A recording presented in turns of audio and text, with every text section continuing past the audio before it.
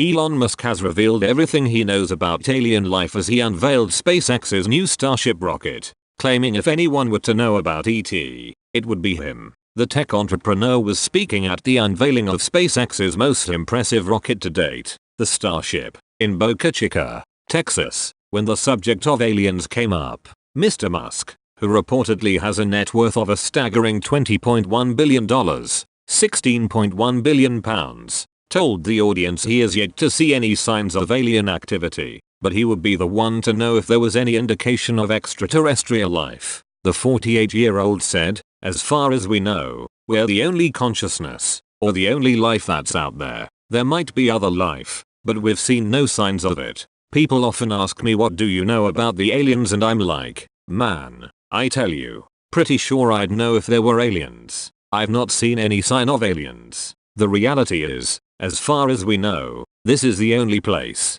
at least in this part of the galaxy or in the Milky Way, where there is consciousness. It appears that consciousness is a very rare and precious thing, and we should take whatever steps we can to preserve the light of consciousness." Mr. Musk added, jokingly, "If they are here, I hope they're nice. You know, they haven't killed us yet, so they must be not that bad." On Saturday, the 28th of September, the South African-born billionaire unveiled a prototype of the Starship Mk1 rocket which will take humans to the moon, Mars and beyond. Standing in front of a prototype of the 164-foot, 50 m, tall, 200-ton, or 1,400 tons when fully loaded, SpaceX Starship, Mr. Musk said that the rocket will be placed in Earth's orbit within 6 months to test the machine. The Starship prototype, displayed alongside SpaceX's original Falcon 1 rocket on Saturday, is constructed of eye-catching stainless steel instead than the carbon composite or aluminium-based materials.